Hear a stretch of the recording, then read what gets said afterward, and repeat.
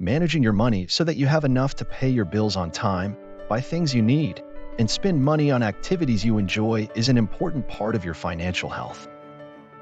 A spending plan, also known as a budget, is a guide to how you will spend your money each month. In fact, many people who use a spending plan say that it helps them feel like they're in charge of their money. Creating a spending plan may feel overwhelming, especially if you are just getting started with managing your finances. However, after you complete a spending plan a few times, it'll come easier to you.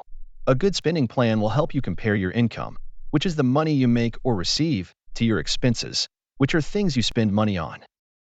Get started by gathering information about your income and expenses, like your bills. Be sure to include everything. If you forget to include an expense, your spending plan will be incomplete and not match your financial situation. After you have all your information, you should create categories for your monthly expenses.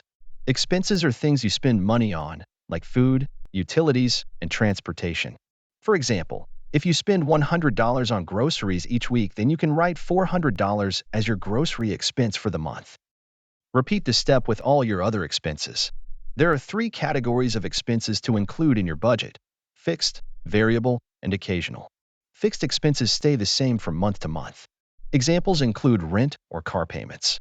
Variable expenses change from one month to the next month. An example of a variable expense is the gas you buy for your car. Last, you also have occasional expenses. These are expenses that occur less than every month. For example, a gift you buy for a friend's birthday is an occasional expense. To make sure you have enough money for occasional expenses, you can figure out a monthly average for each expense and set aside money in a special savings account each month. Next, write down your income. Your income includes your paychecks, tips, and any other money you may get, like child support or food share.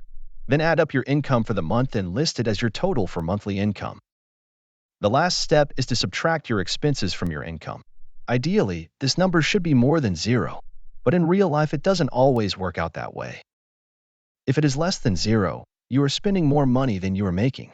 If this happens, you can improve your financial situation by reducing your expenses, increasing your income, or both.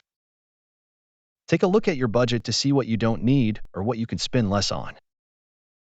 For example, your budget might show that you spend $100 on clothes each month.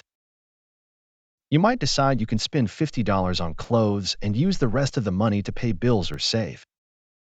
Writing down our expenses can help us realize we are spending more money than we thought on a certain item or category. Once you become used to using a spending plan, you'll notice that most months are similar and that you can use the current month's spending plan to help you plan for next month. Now can be a great time to improve your finances and work towards your financial goals. Contact your county's financial educator or email the Financial Security Program at finances@extension.wisc.edu to get started.